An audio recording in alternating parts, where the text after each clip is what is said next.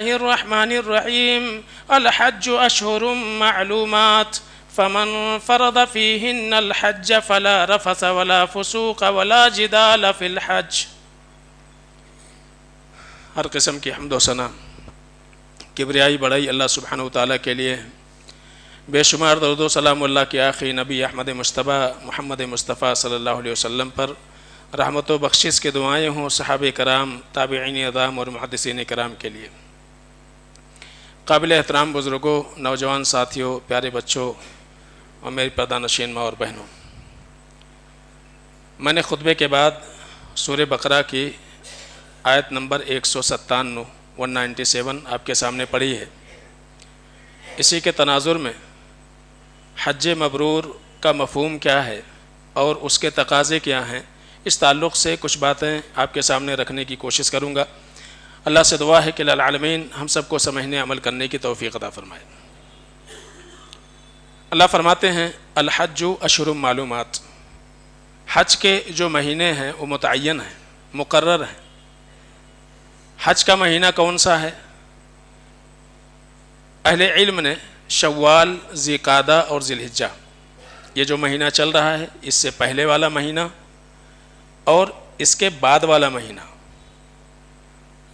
تو یہ 3 مہینے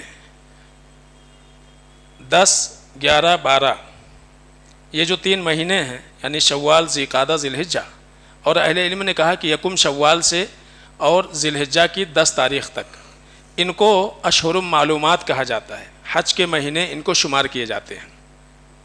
تو اللہ فرماتے ہیں الحج اشہر معلومات، حج کے جو مہینے ہیں سب کو معلوم ہیں، متعین ہے، شریعت نے مقرر کر دی ہے۔ ان کے علاوہ آپ کوئی کہے کہ ہم رجب میں حج کریں گے یا اس کے علاوہ کسی اور مہینے میں حج کریں گے، نہیں ہوتا ہے۔ تو عمرے کے لیے آپ کے پاس پورا سال ہوتا ہے، لیکن حج کے لیے جو مہینے ہیں، جو ایام ہیں، آگے ہو جاؤ، بیچ کی جو جگہ ہو پورا کر لو اس کو۔ تو حج کے جو مہینے ہیں وہ معلوم اور متعین ہیں، دیگر مہینوں میں آپ حج نہیں کر سکتے ہیں۔ تو اللہ فرماتے ہیں فمن فرض فیہن الحج، جس کو بھی اللہ توفیق دے اور وہ حج کا ارادہ کر لے ان مہینوں میں، تو اس کو کچھ باتیں معلوم ہونی چاہیے۔ پہلی بات فلا رفث، جب آپ نے حج پر جانے کا عزم کر لیا، حج پر نکل گئے اور آپ نے احرام باندھ لیا، تو فلا رفث، اب کوئی جنسی زیادتی آپ نہیں کر سکتے ہیں۔ رفث کے معنی ہوتے ہیں عربی زبان میں ہر وہ بات اور ہر وہ کام جو انسان کے شہوت کو اکساتا ہو۔ تو حج پر جانے کے بعد اور حالت احرام میں اور وہاں اس مقام پر، چاہے آپ خانہ کعبہ میں ہوں یا آپ مسجد نبوی میں ہوں، حدود حرم میں ہوں، یا آپ صفا مروہ پہ ہوں یا مزدلفہ اور منی میں ہوں، آپ کہیں بھی رہیں، عرفات میں رہیں، کوشش یہ ہونی چاہیے کہ آپ سے کوئی جنسی زیادتی نہ ہو۔ تو حج کے ایام میں ولا رفث، جنسی چھیڑ چھاڑ نہیں ہونا چاہیے، ولا فسوق، اور کوئی بھی گناہ کا کام سرزد نہ ہو، کوئی بھی گناہ کا کام سرزد نہ ہو۔ اہل علم نے کہا ہے کہ فسوقہ سے یہاں مراد محظورات احرام ہے۔ احرام باندھ لینے کے بعد احرام کو بچانے کے خاطر کون کون سی پابندی ہمارے اوپر لازم ہے، ان کا اہتمام کرنا، جو احرام کو باطل کر دے ایسے امور اور ایسے کام سے اپنے آپ کو بچانا۔ ولا جدالہ، اور لڑائی جھگڑا بھی نہیں وہاں پہ۔ تو ایک تو گناہ اب کرنا نہیں ہے، تیسری بات یہ ہے کہ لڑائی جھگڑا وہاں زیبا نہیں دیتا ہے۔ تو اللہ تعالیٰ نے خاص طور سے حج میں جانے والوں کے اوپر یہ تاکید کی ہے اور ان کے اوپر یہ لازمی قرار دیا ہے کہ یہ چیزیں نہیں ہونا چاہیے۔ اللہ کے رسول صلی اللہ علیہ وسلم نے وہی بات بیان فرمائی۔ آپ نے فرمایا من حج للہ، جو اللہ کے خاطر، اللہ کو راضی کرنے کے خاطر حج کو جائے، تو فلم یرفث، وہ جنسی زیادتی نہ کرے، ولم یفسق، گناہ اور معصیت سے اپنے آپ کو بچائے، تو جب ان کی پابندی وہ کر لے جائے گا، رجع کیوم ولدتہ امہ، تو جب وہ واپس ہوگا یا اس کا حج مکمل ہوگا تو وہ ایسا ہی رہے گا جیسے کہ ابھی اپنے ماں کے پیٹ سے پیدا ہوا ہے۔ کیا مطلب؟ یعنی ایک بچہ جب دنیا میں آتا ہے تو اس کا نام اعمال بالکل صاف ہوتا ہے، کوئی گناہ نہیں، کچھ نہیں۔ تو اتنا بڑا اجر ہے حج کا کہ اگر آپ حج کر لیتے ہیں اور اللہ تعالی آپ کو حج مبرور کی توفیق دے دیتا ہے، حج مبرور کی توفیق دے دیتا ہے، اللہ تعالیٰ آپ کے حج کو قبول کر لیتا ہے، تمام آداب و شروط کے ساتھ اگر آپ حج کر لیتے ہیں تب آپ کے نام اعمال سے گناہ مٹا دیے جاتے ہیں، سارے کے سارے گناہ ختم کر دیے جاتے ہیں۔ جیسے کہ ایک انسان اسلام جب قبول کرتا ہے تو الاسلام تہدم ما کان قبلہ، ایک انسان جو غیر مسلم تھا مسلمان ہو گیا، اس کو اللہ تعالیٰ نے اسلام کی توفیق دے دی تو اس کے سابقہ جو گناہ ہیں وہ سارے کے سارے معاف کر دیے جاتے ہیں۔ اب اس کا نام اعمال، اس کی کاپی بالکل کلیئر ہے۔ اب آپ کو اس کے اوپر کیا لکھانا ہے، کیا تحریر کرانا ہے، یہ آپ کی ذمہ داری ہے۔ تو اتنا بڑا مقام، اتنا بڑا درجہ ہے کہ ہمارے نام اعمال بالکل صاف ہو جاتے، کورے کاغذ کے مانند ہو جاتے ہیں۔ تو اب ان فرشتوں کو زحمت نہ دیں جو گناہ لکھتے ہیں، اس لیے کہ اتنا بڑا مقام اللہ رب العالمین نے دے دیا ہے۔ تو یہ بہت بڑا مقام، بہت بڑا درجہ ہے۔ اور اللہ کے رسول صلی اللہ علیہ وسلم نے کہا الحج المبرور لیس لہ جزاء الا الجنہ، جب حج مقبول ہو گیا اور حج اللہ نے قبول کر لیا اور حج کو اس کے تمام ارکان و واجبات کے ساتھ اور احکام و مسائل کو سمجھتے ہوئے ہم نے اس کو ادا کر لیا تو اس کا بدلہ اب صرف اور صرف جنت ہے، اس لیے کہ نام اعمال تو کلیئر ہو گیا، اس میں گناہ بچا ہی نہیں۔ اب جو کچھ ہے سب نیکیاں ہی نیکیاں ہیں، تو جنت میں جانا یقینی ہے۔ تو اللہ کے نبی نے فرمایا کہ حج المبرور یہ ہے کہ انسان کے لیے اب اس کا بدلہ ایک ہی اللہ کی جانب سے، وہ ہے کہ اس کو جنت ملے گی، اللہ تعالیٰ اس کو جنت دے گا۔ لیکن حج مبرور یا مبرور حج ہے کیا؟ حافظ ابن حجر رحمۃ اللہ علیہ نے فتح الباری میں امام قرطبی رحمۃ اللہ علیہ کا قول نقل کیا، وہ کہتے ہیں الحج الذی افیت احکامہ ووقع موافقا لما طلب من المکلف علی الوجہ الاکمل۔ وہ کہتے ہیں کہ حج مبرور اس حج کو کہا جاتا ہے جس میں حج کے تمام احکام و مسائل کو سمجھتے ہوئے حج کو کتاب و سنت کی روشنی میں شریعت کے مطابق جس کا حج کرنے والے کو مکلف کیا گیا ہے اس کو کامل ترین طریقے پر ادا کرنا، اس کو کامل ترین طریقے پر ادا کرنا، وہ حج مبرور ہوتا ہے۔ تو اہل علم نے کئی باتیں اس کے ساتھ جوڑی ہیں کہ حج مبرور کن باتوں کا تقاضا کرتا ہے۔ سب سے پہلی چیز کہ حج ایک عبادت ہے، صرف حج ہی نہیں بلکہ تمام عبادتوں میں ایک چیز جس کا ہونا سب سے زیادہ ضروری ہے وہ ہے اخلاص۔ حج ایک عظیم عبادت ہے، اس میں اخلاص ہو، ایسا نہ ہو کہ 5 لاکھ خرچہ کیا ہے تو کم سے کم لوگوں میں کچھ شہرت بھی ہونی چاہیے، تو پیسہ خرچہ کر کے شہرت بھی نہ ملے تو لوگ سمجھتے ہیں کوئی فائدہ ہوا نہیں۔ تو اتنا پیسہ آپ نے خرچہ کیا، محنت کیا، اپنے گھر بار کو چھوڑا، اپنے وطن کو چھوڑا، اتنی دور گئے اور اللہ رب العالمین کے مہمان بنے۔ اس سے پہلے خطبے میں نے ذکر کیا تھا کہ الغازی فی سبیل اللہ والحاج والمؤتمر وفد اللہ، اللہ کے راستے میں جہاد کرنے والے، حج کو جانے والے، عمرہ کرنے والے، یہ اللہ کے مہمان ہوتے ہیں۔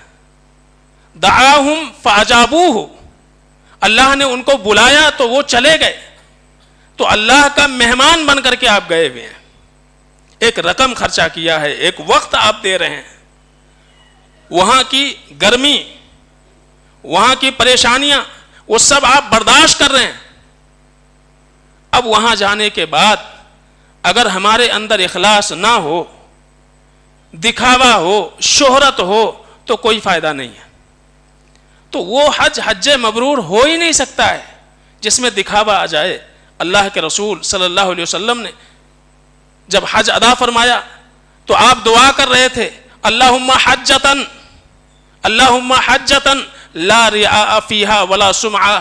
اے اللہ تعالیٰ یہ جو حج میں ادا کر رہا ہوں، اے اللہ اس حج کو ہمارے لیے ایسا حج بنا دے جس میں دکھاوا نہ ہو، جس میں شہرت مطلوب نہ ہو.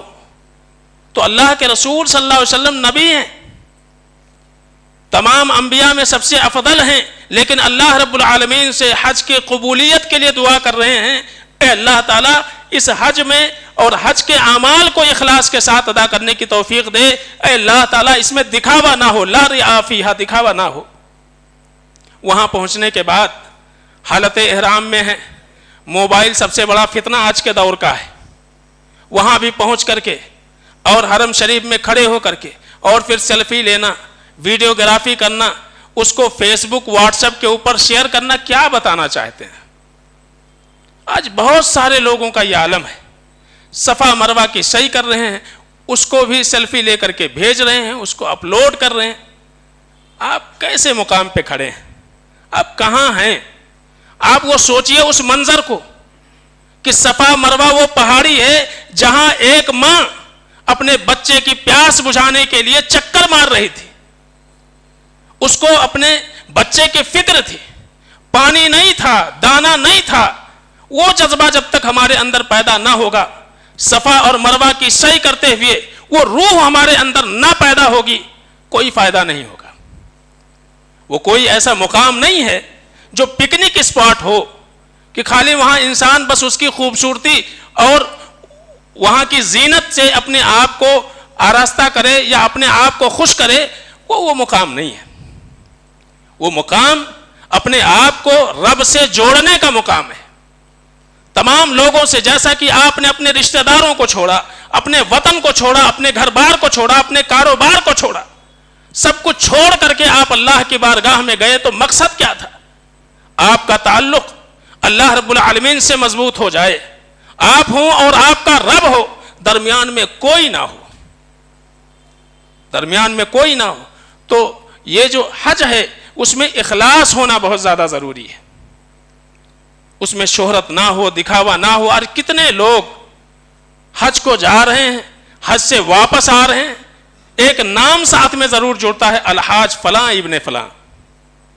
نہ لکھا جائے ناراضگی ہو جاتی ہے. اور خاص طور سے جب کہیں نام بتانے کی ذکر باری آتی ہے تو حاجی فلاں ابن فلاں، الحاج فلاں ابن فلاں. آپ نماز نہیں پڑھتے ہیں، روزہ بھی رکھتے ہیں، صدقہ و خیرات بھی کرتے ہیں، تو کیا اپنے نام کے آگے کبھی نمازی فلاں ابن فلاں لکھتے ہیں؟ سخی فلاں ابن فلاں، روزے دار فلاں ابن فلاں. تو پھر حج کرنے کے لیے یا عمرہ کرنے کے لیے اس کے بعد آنے کے بعد پھر یہ لقب لگانا، سلف میں یہ چیزیں نہیں ملتی تھی، صحابہ میں یہ چیزیں نہیں ملتی تھی، تابعین تبع تابعین میں یہ چیزیں نہیں تھیں کہ عبادت کو اپنے لیے پہچان کا سبب بنایا جائے. عبادت پہچان کا سبب. حج کر کے آئے تو حاجی لکھنا ضروری ہو، لوگ اس نام سے بلائیں، اس نام سے پکاریں اور دل کو اچھا لگے. یاد رکھیے کہیں نہ کہیں آپ کے اس عمل میں کھوٹ ہے. یہ پہچان ہے اس بات کی کہ آپ کا مقصد شہرت ہے، آپ اللہ کی رضا نہیں چاہتے ہیں، آپ کے دل میں اللہ کو راضی کرنا مقصد نہیں ہے. تو یہ پہلی چیز ہے کہ حج اتنا بہترین اور اتنا عظیم عبادت ہے کہ اس عبادت میں اگر ایک انسان اس بات کا خیال نہ رکھے کہ ہم جو اعمال انجام دے رہے ہیں وہ انجام خالص اللہ کے لیے ہونی چاہیے. اسی لیے اللہ کے رسول صلی اللہ علیہ وسلم نے فرمایا من حج للہ، جس نے اللہ کے واسطے حج کیا، اللہ کو راضی کرنے کے لیے حج کیا، تب وہ انسان کو یہ اجر ملے گا کہ وہ ایسا ہی حج سے واپس ہوگا جیسے کہ ماں کے پیٹ سے پیدا ہوا ہے. تو اخلاص بہت لازمی چیز ہے.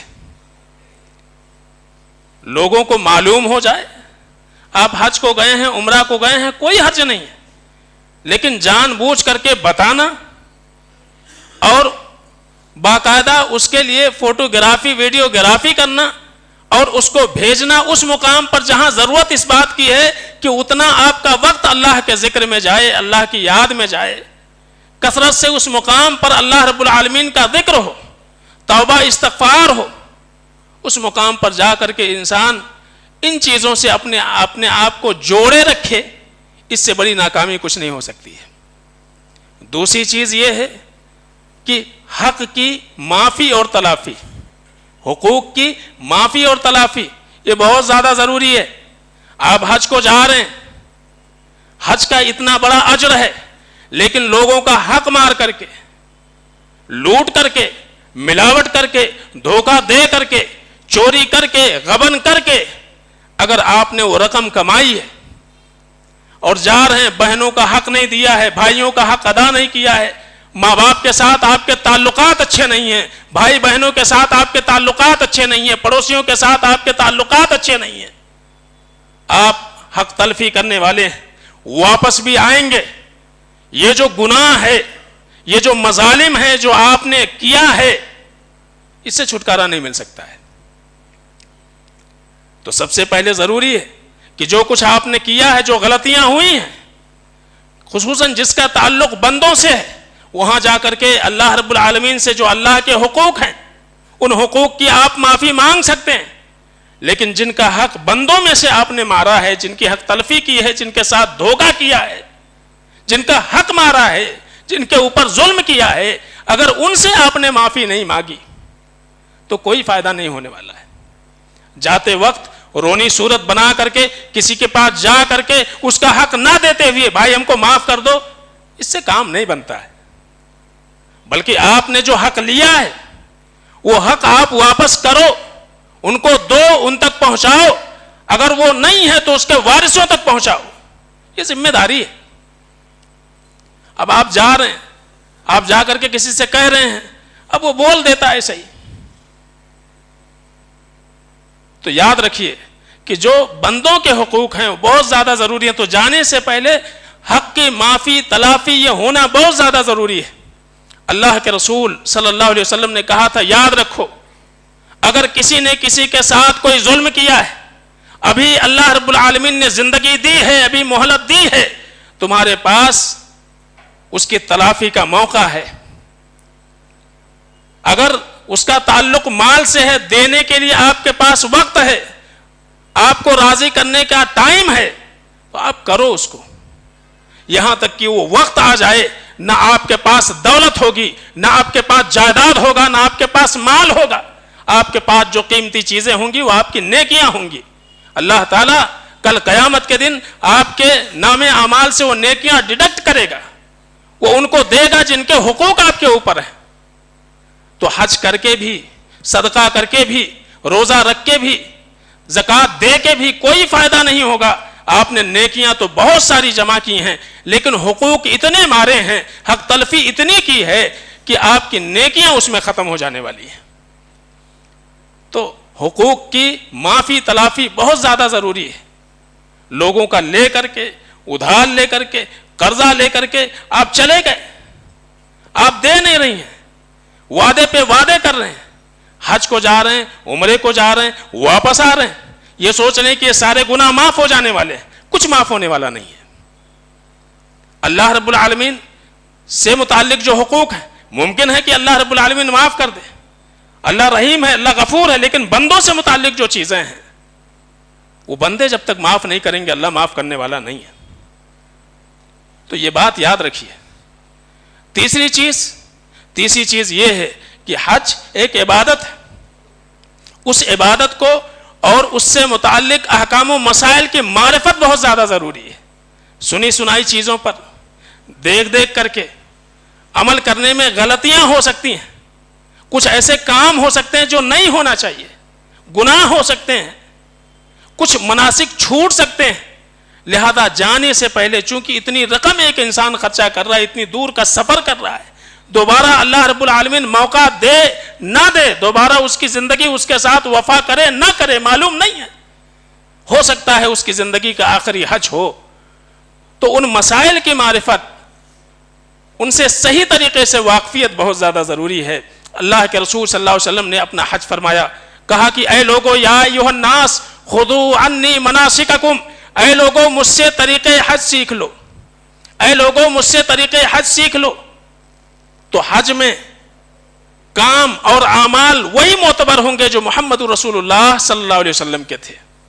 کون کیا بتا رہا ہے، کون کیسی ٹریننگ دے رہا ہے، وہ اہم نہیں ہے، اہم یہ ہے کہ اس کے ٹریننگ کا انداز، اس کے تربیت کا انداز وہ ہونا چاہیے جو محمد رسول اللہ صلی اللہ علیہ وسلم نے سکھائی تھی۔ تو خذوا عنی مناسککم لا ادری، اے لوگوں مجھے نہیں معلوم، لعلی لا احج بعد حجتی ھذا، اے لوگوں سیکھ لو، غور سے دیکھ لو میرے اعمال کو، مجھے نہیں معلوم، مجھے نہیں معلوم، لعلی ہو سکتا ہے میرے اس حج کے بعد میں دوبارہ حج نہ کر سکوں۔ اسی لیے نبی رحمت صلی اللہ علیہ وسلم کے اس حج کو حجۃ الوداع سے تعبیر کیا جاتا ہے۔ آپ نے ایک ہی حج فرمایا سن 9 ہجری میں، اللہ کے رسول صلی اللہ علیہ وسلم نے سن 10 ہجری میں اللہ کے رسول صلی اللہ علیہ وسلم نے حج فرمایا، وہ آپ کی زندگی کا آخری حج تھا۔ تو اللہ کے رسول صلی اللہ علیہ وسلم عرفات کے میدان میں دوران خطبہ یہ کہہ رہے ہیں، اے لوگو حج کے سارے احکام غور سے دیکھ لو، میں کیا کر رہا ہوں، کہاں کون سے ارکان میں کیسے ادا کر رہا ہوں، اس کو سیکھ لو، جان لو۔ تو حج پر جانے سے پہلے ہم آپس میں جاتے ہیں، ایک دوسرے سے پوچھتے ہیں، وہاں علماء ہوتے ہیں، اہل علم وہاں پہ ہوتے ہیں، اگر کوئی مسئلہ سمجھ میں نہ آئے ان سے ربط کیا جائے، ان سے پوچھا جائے، ان سے مسائل معلوم کیے جائیں، آپس میں ایک دوسرے سے پوچھ کر کے، اور اتنا عظیم عبادت اس کو ادا کیا جائے جس میں یقین نہ ہو، کوئی فائدہ نہیں ہے۔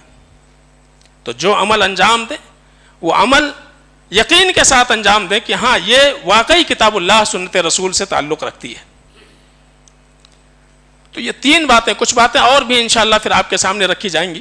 تو بنیادی طور سے 3 باتیں میں نے ذکر کی، ایک تو یہ کہ یہ عمل اخلاص سے بھرا ہو، یہ عمل اخلاص سے بھرا ہو۔ دوسری چیز یہ ہے کہ جانے سے پہلے حقوق کی معافی تلافی ہونی چاہیے۔ تیسری چیز یہ ہے کہ حج کے احکام و مسائل ہیں، ان کی معرفت صحیح طور سے کتاب اللہ سنت رسول کی روشنی میں ہونا چاہیے۔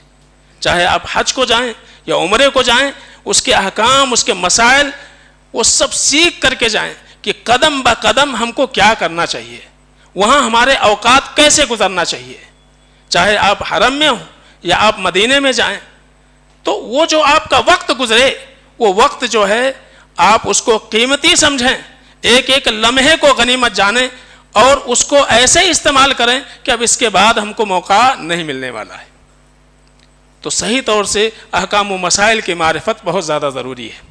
اللہ تعالیٰ سے دعا ہے کہ الہ العالمین ہم نے جو کچھ سنا الہ العالمین اس پر عمل کرنے کی توفیق عطا فرمائے، الہ العالمین عملی زندگی میں اس کو نافذ کرنے کی اللہ توفیق عطا فرمائے، الہ العالمین ہم میں وہ لوگ جو جانے والے ہیں الہ العالمین ان کے سفر کو آسان بنائے، جو گئے ہوئے ہیں الہ العالمین ان کو صحیح طور سے حج کے مناسک کو اور اس کے ارکان و واجبات کو شروط کے ساتھ الہ العالمین ادا کرنے کی توفیق عطا فرمائے، الہ العالمین انہیں صحیح سلامت امن و سلامتی کے ساتھ الہ العالمین ان کے وطن کو واپس لائیں، الہ العالمین ہم میں جو بیمار ہیں اللہ تعالیٰ انہیں شفا عطا فرمائے، جو پریشان حال ہیں الہ العالمین ان کی پریشانی کو دور فرمائے، جو مصیبت میں ہیں الہ العالمین ان کی مصیبتوں کو دور فرمائے، الہ العالمین جو اس دنیا سے چلے گئے الہ العالمین ان پر تو رحم فرمائے، جو باحیات ہیں الہ العالمین وہ سب تیری رحمتوں کے محتاج ہیں، الہ العالمین اپنی تمام تر کامل ترین رحمتوں اور امن و امان کی توفیق الہ العالمین عطا فرمائے، الہ العالمین جب تک اس دنیا میں رہیں ایمان اور توحید پر اللہ رہنے کی توفیق عطا فرمائے، جو ہمارا خاتمہ ایمان اور توحید پر ہو۔